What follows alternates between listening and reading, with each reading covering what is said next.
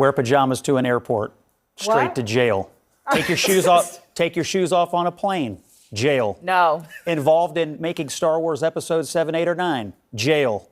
Complain to your spouse after you say, "Don't get me anything." Jail. Put a sensitivity label on a Disney movie or Goodfellas. Jail. Too much cleavage at the inaugural. Jail. Stare at the cleavage at the inaugural. Jail. That was mine. And Taylor Sheridan must now edit and or approve all Hollywood scripts. Day 1, Jennings administration, 2028. Sign it up. Ooh, Scott took this one to heart. I will tell you that. It is literally written down. I would want to live in. Most men would agree with you that there shouldn't be too much cleavage anywhere. Just don't get caught. Inaugural ball, fine. Capitol Rotunda, jail. I think These Episcopalians or Episcawokeans or whatever they're calling themselves today, this is ridiculous. This was terrible. Donald Trump, I'm sure, regrets participating in this event today, to be lectured to and politicized in a church this way. And I thought it was, frankly, a disgrace to what they did at this event. I don't know if this event will happen ever again because of this. This particular bishop took it upon herself to turn this into a complete and total circus and spectacle. And I don't know any Republican today who's like, "Oh, wow." Well, it was a very... Bro just said Wokescapalians and Episcawokeans. Our boy Scott Jennings is a damn national treasure. I got 2 more clips to share with you here today. I'm going to give you my thoughts on the January 6th versus BLM at the end of the video. Let's get back to Scott Jennings. I think the question is, what are you going to do when people are getting arrested while you're dropping off your kid to school? Like I think if I were dropping my kid off at school and they showed up and arrested someone who, I don't know, had committed a violent crime or had existing adjudicated deportation orders, I would A, wonder why they were at the school, and B, see, great, finally, somebody is enforcing the law in the United States of America. I would have no problem with this, truthfully. And the reality is, undocumented people are way less likely to commit crime. But you admit there are some here that are. Oh, absolutely. There are some. Like, there are some people who And there's no disagreement amongst anybody that's part of that. So if they were at a school, you'd agree it would be okay to come get them? Yeah, but it's not just those people that are going to be deported, right? And so, I mean... Do we have a crisis in this country or not? 10 million people came here in the last 4 years. We've had no interest on the part of the last administration to do anything other than create this massive problem. He campaigned on it when he ran and wanted to invite a lot of people here. It's a crisis. People voted for Trump to solve the crisis. There's 2 issues. It's border security is one. That's a policy issue. But number 2, it's an enforcement issue. And what they have said clearly time and again, violent populations, people who have committed violent crimes, and people who have existing adjudicated deportation orders is their top priority. I do not know how anyone, and this is what the New York Times poll said last weekend, could possibly disagree with that. Yeah, Where were the hues and cries under Obama when he deported 7 or 8 there million? were a lot. The economy did not collapse. There actually the fruit were. Was picked. I mean, whatever it is you argue. I don't buy that the economy is on this underpinned very night by where violent somebody crimes. called him. Well, I agree that there's a communication strategy here. The previous administration's communication strategy was get here, come here, and it'll probably work out for you. His communication strategy is do not come here. Please don't. Do not invite anyone here. Do not expect to be left alone if you do come here and break our laws. Those are 2 vastly different messages. I prefer the second one, and as it turns out, so do most Americans. Can I just say, we should assume but you all agree if you have an existing, fully adjudicated deportation order. Yes. So that's 1.5 million people, and you all agree that if you are a violent criminal, either where you came from or here, that's another. There's people who have fully adjudicated deportation orders these are who massive have American populations. children, who are married to American spouses. Do you respect the laws or not? Do you respect the courts or not? Well, wait a second. They went through the court system. My God. Nobody should be shocked by this. Outrage maybe, but not shocked, because Donald Trump, remember, he would play the January 6th anthem at all his rallies. He still calls them hostages. Incredibly offensive, given that we have hostages in Gaza right now. He promised over and over. So I would say to you, look, what J.D. Vance says has 0 validity. 4 days ago, Pam Bondi in her confirmation hearing said that these cases would be looked at case by case. What Pam Bondi says has 0 validity. There is one person who matters, and I think that the things he promised on that campaign should be taken very seriously. Yeah. And if you voted for him thinking, oh, don't take him seriously, he's just joking, well, you screwed around and you're finding out. Well, by Trump's definition of this and by his token, I would always also expect to see, the hundreds of people who were convicted of the George Floyd protests of assaulting police officers to walk free, right, Scott? Well, they were prosecuted. How many were prosecuted ultimately? Hundreds Because there were lots of people that had all their charges dropped. I have the answer for you, and it's hundreds of them. Yeah, who I were mean, I saw charged an and analysis. I saw an analysis that summer, and most people who were charged had their charges dropped. But so. what charges were they? I mean, all kinds of Failure charges. to if they were kinds of failure charges. to disperse, those types of charges. The ones who were charged with violent crimes, those charges were not dismissed. They were prosecuted. Well, they went into all kinds of diversionary programs. I'm one of the few lawyers in this country that represented people in those riots and on January 6th, one of the very few. And the way that the prosecution was handled between those two groups are starkly different. Don't you think that Starkly there is a different. That's just a fact. substantive difference between what happened on January 6th, what they were trying to do, and why the federal government has a desire and, in fact, a necessity to prevent that from ever happening again? Don't you think there's a substantive difference between those two things? One of them was trying to overturn an election. I mean, I'll answer. You don't think there's a difference between trying to overturn an election and I don't. violent social justice protests? Well, call it social justice. Okay. I mean, I'll give it to you, Scott. Let's say that they're violent.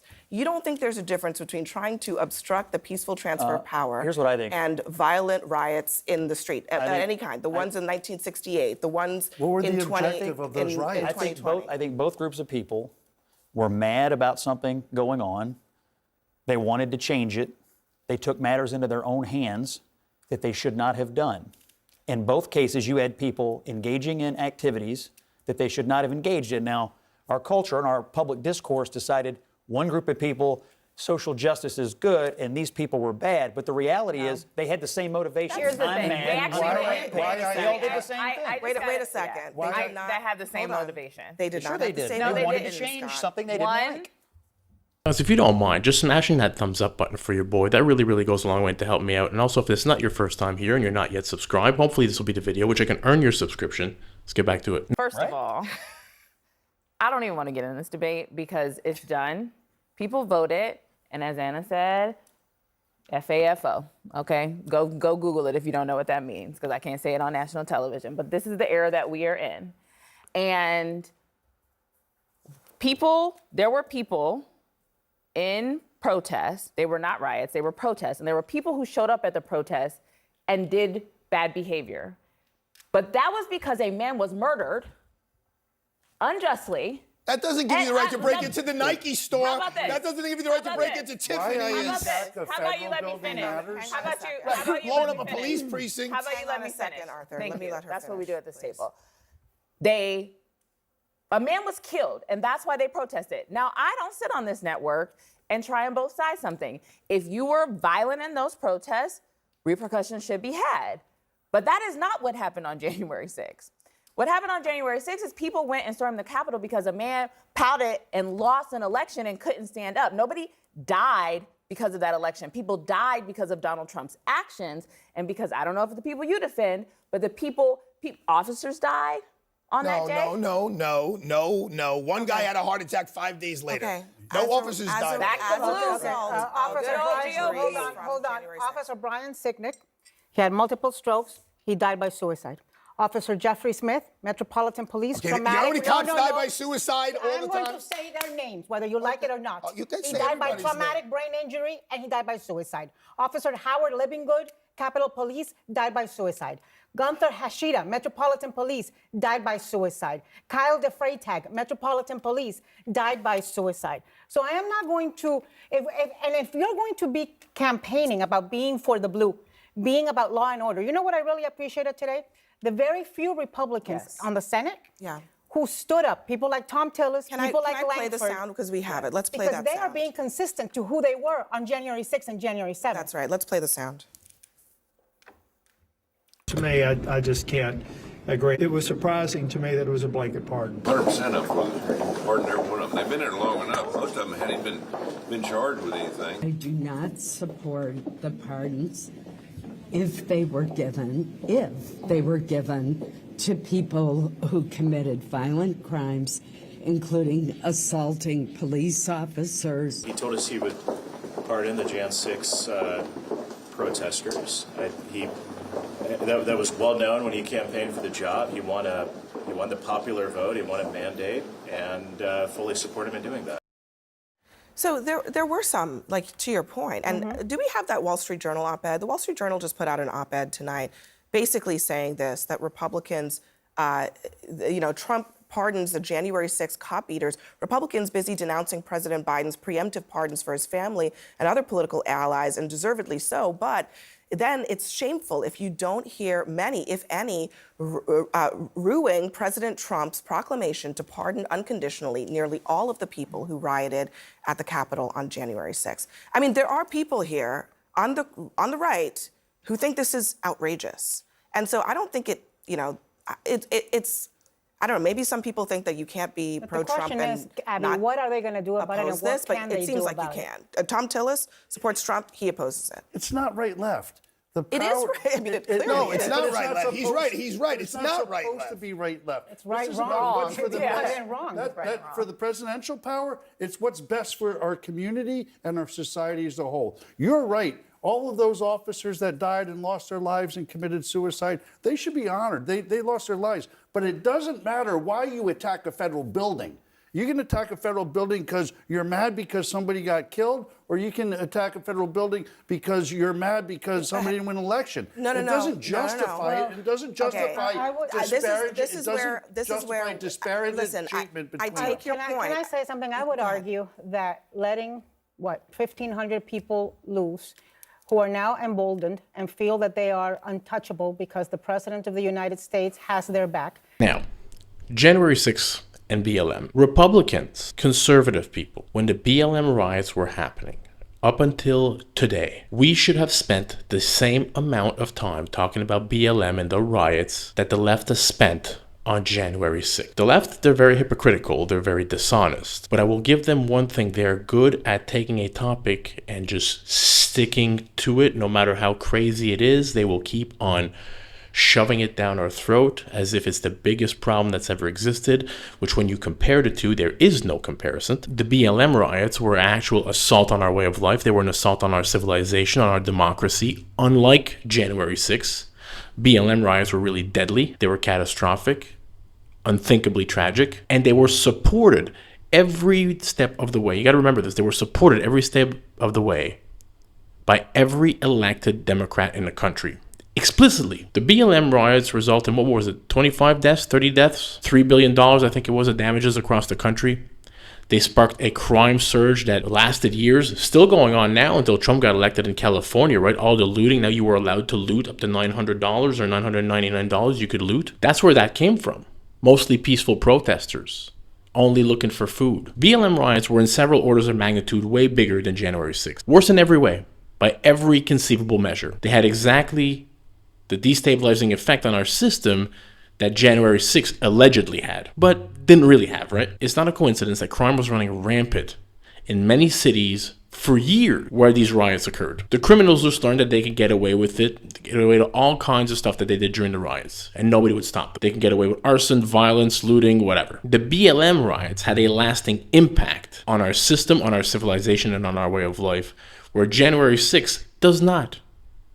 BLM riots, where they were rioting all the time and still were for years, probably still are today. January 6th is not going to happen again. Okay, these were a bunch of people that at the time, I remember when this happened, you can say that most conservatives, Republicans were thinking, why are you doing this? No good for you, the person doing it, no good for you can come from this. Nothing good is going to come for you from this. But on the left with the BLM riots, everybody cheered them on. And the people that took part in the BLM riots, almost nothing happened to them. When you look at the January 6th riots, people paid a much bigger price, especially when you compare it to how the laws are written. They were overcharged by a lot, and they deserve these pardons. Some of these people have been in jails and not charged for nothing. Most people on the right at the time, and even today, would say, January 6th probably shouldn't have happened. But on the left, nobody ever condemns BLM riots. Nobody. They've learned the opposite lesson. To this day, nobody's condemning on the left. They don't condemn the BLM riots. When people talk about January 6th and we say, well, what about BLM? It's not whataboutism. January 6th is whataboutism, because that is the irrelevant thing that the left uses to distract from more important things. What we should have done on the right is over and over and over and over again mention these BLM riots. Hell, we should have held candlelight vigils where the officers were killed or injured during the BLM riot. We should have had a day of remembrance for these people, a service, a memorial. We should have done something. When retired police officer David Dorn was shot in cold blood by a BLM militant during the riots, we should have something. Or on the date that the BLM militants invaded a police station in Minnesota and burnt it to the ground, we should still be remembering that. We don't do a good enough job on the right of doing this. Where the left, as much as they aggravate me and as hypocritical as they are, they are very good at this. That could also come with the fact that they're very dishonest. Hope you all enjoyed the video. If you did, smash that thumbs up button for your boy. Consider subscribing to the channel. Help it grow. Catch you all in the next one. Peace out, everybody.